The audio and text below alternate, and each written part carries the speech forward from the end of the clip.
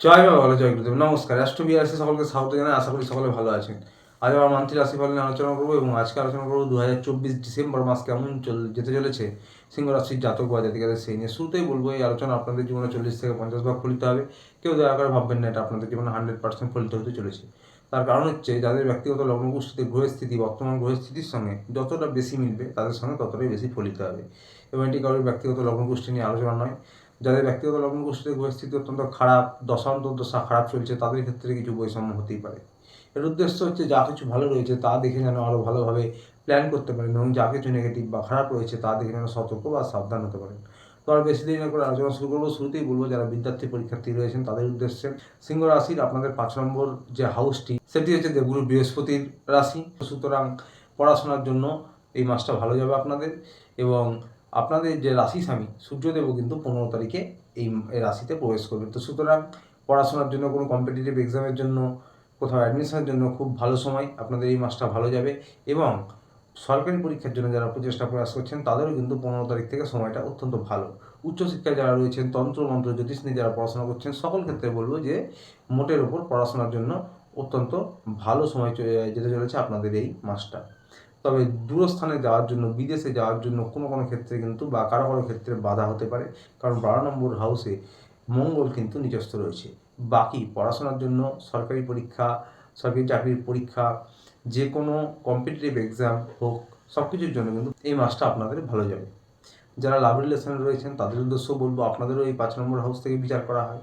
প্রেম, ভালোবাসা, লাভ রিলেশন, তাদের উদ্দেশ্যে বলবো যে আপনাদের কিন্তু এই মাসটা খুব ভালো যেতে চলেছে। সূর্যদেব কিন্তু 15 তারিখের পর প্রবেশ করবে আপনাদের এই 5 নম্বর হাউসে। তবে হ্যাঁ, সূর্যদেব প্রবেশ করবে, আপনাদের মধ্যে আশা প্রত্যাশা, রোমান্টিকতা আরও বাড়বে, কিন্তু ইগো সমস্যা হবে। সূর্যদেব একটু ইগো দেয়, তো সেইটা খেয়াল রাখতে হবে। একটু আপনাদের মধ্যে ইগোর সমস্যা হবে 15 তারিখের পর থেকে, সেই বিষয়টা মাথায় রাখবেন। বন্ধুরা, এবার বলবো হাজব্যান্ড ওয়াইফ নিয়ে। হাজব্যান্ড ওয়াইফ 7 নম্বর হাউস থেকে বিচার করা হয় এবং এই 7 নম্বর হাউসে শনিদেব কিন্তু রয়েছে স্বক্ষেত্রে।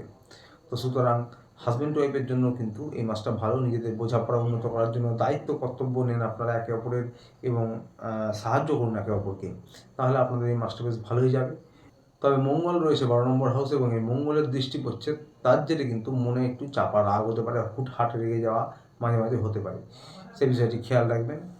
নিজেদের বোঝাপড়া উন্নত করুন, একে অপরকে সাহায্য করুন। হাজব্যান্ড ওয়াইফেরও কিন্তু এই মাসটা মোটের ওপর ভালোই যাবে।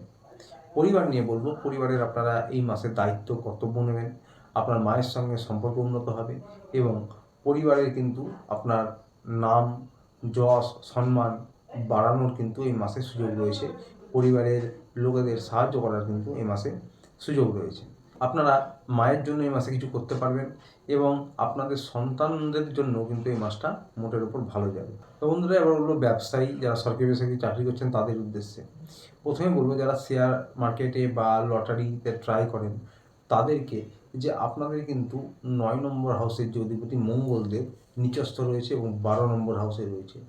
তো ভাগ্য এই মাসে কিন্তু কখনো কখনো সাথ না দিতে পারে। তো যেটাই করবেন একটু ভাবনা চিন্তা করে খুব বুঝে শুনে করবেন। তাছাড়াও 8 নম্বর হাউসে রাহু রয়েছে হঠকারী, এবং সেই রাহুর দৃষ্টিও কিন্তু এই মঙ্গলের ওপর পড়ছে। বাকি ব্যবসায়ীদের জন্য বলবো যে আপনাদের ব্যবসা যেমন চলছিল সেরকমই চলবে, অর্থনৈতিক পরিকাঠামো একই রকম থাকবে। ব্যবসার জন্য কিন্তু এই মাসটা মোটের উপর আপনাদের ভালো। ব্যবসার কারক বুধ এবং 4 নম্বর হাউসে রয়েছে। 15 তারিখ পর্যন্ত সূর্য এবং বুধ একসঙ্গে রয়েছে। এরপরে সূর্য 15 তারিখে এসে যাবে 5 নম্বর হাউসে এবং দেবগুরু বৃহস্পতির দৃষ্টি পড়বে। রাজনৈতিক ফিল্ডে যারা রয়েছেন, যারা সরকারি চাকরি করছেন এবং যারা সরকারি চাকরির জন্য প্রচেষ্টা করছেন, তাদের জন্য মাসের 15 তারিখ থেকে সময়টা বিশেষভাবে ভালো। যারা সরকারি চাকরি করছেন এবং যারা বেসরকারি চাকরি করছেন তাদের জন্য বলবো যে মাসের 15 তারিখের পর থেকে সময়টা বিশেষভাবে ভালো। প্রমোশন, পদোন্নতি হতে পারে। নিজেদের নাম যশ বৃদ্ধি করার কিন্তু আপনাদের সুযোগ রয়েছে। তবে হ্যাঁ, কর্মক্ষেত্রে আপনারা নিজেদের কাজের দক্ষতা বাড়াবেন বা নিজেদের কাজ গুছিয়ে নিয়মিত করবেন, তবুও আপনাদের মধ্যে কিন্তু একটা আত্মবিশ্বাসের অভাব হতে পারে। আপনাদের প্রতিযোগীরা আপনাদের পেছনে কলকাঠি করতে পারে, এগুলো হতে পারে।